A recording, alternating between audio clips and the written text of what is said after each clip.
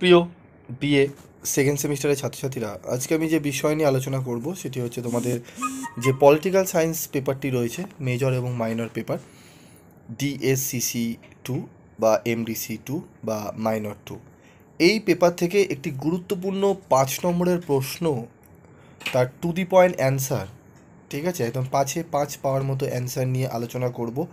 তো প্রশ্নটি তোমাদের ধরে নাও প্রশ্নপত্রে আসবে, খুবই গুরুত্বপূর্ণ প্রশ্ন। তোমরা প্রশ্নটি থাম্বনেলে দেখেছো এবং তার সাথে কিছু গুরুত্বপূর্ণ কথাও বলবো তোমাদের।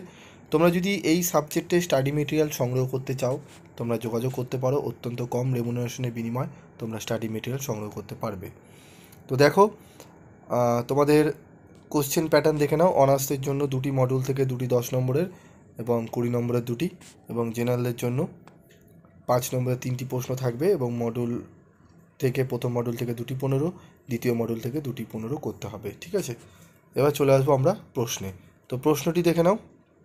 প্রশ্নটি রয়েছে আমাদের 5 নম্বরে 3টি প্রশ্ন করতে হবে। তার মধ্যে যে প্রশ্নটি আসার সম্ভাবনা 100%, সেটি হচ্ছে প্রস্তাবনার তাৎপর্য বা গুরুত্ব। ভারতের সংবিধান রচয়িতারা মার্কিন যুক্তরাষ্ট্র, আয়ারল্যান্ড, জাপান প্রভৃতি দেশের সংবিধানকে অনুকরণ করে ভারতের সংবিধানে একটি প্রস্তাবনা যুক্ত করেছেন।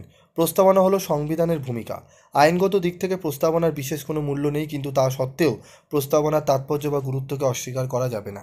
সংবিধানের কার্যকরী অংশের কোনো শব্দ বা বাক্যের অর্থ অস্পষ্ট থাকলে প্রস্তাবনার সাহায্যে সেই শব্দ বা বাক্যের অর্থ পরিষ্কার করে নেওয়া যায়। প্রস্তাবনা থেকে সংবিধান রচয়িতাদের উদ্দেশ্য ও মনোভাব জানা যায়। প্রস্তাবনা থেকে তৎকালীন ভারতের রাজনৈতিক, অর্থনৈতিক, সামাজিক চিন্তার নিদর্শন পাওয়া যায়। প্রস্তাবনা থেকে সংবিধান গৃহীত ও কার্যকর হওয়ার তারিখ জানা যায়। সুতরাং প্রস্তাবনার গুরুত্ব অপরিসীম। প্রস্তাবনার মাধ্যমে সংবিধানের মর্মবস্তু খুব সুন্দরভাবে স্পষ্ট হয়ে উঠেছে। সংবিধানকে যদি মুকুটের সঙ্গে তুলনা করা হয়, তাহলে প্রস্তাবনা হলো শোভাবর্ধনকারী একটি রথ বিশেষ, ঠিক আছে। তো 5 নম্বরের জন্য তোমাদের কিন্তু এইটুকু অ্যান্সার কিন্তু তোমাদের টু দি পয়েন্ট অ্যান্সার তোমরা লিখতে পারো, ঠিক আছে। বেশি বড় পরিমাণে লিখবে না, তোমাদের 100 শব্দের মধ্যে, ঠিক আছে, তোমাদের কিন্তু কমপ্লিট করতে হবে। তাই তোমরা এই প্রশ্নের উত্তরটি কিন্তু লিখতে পারো। তো এরকমই প্রশ্ন উত্তরের ভিডিও তোমরা প্রত্যেকটা সাবজেক্টেরই পাবে।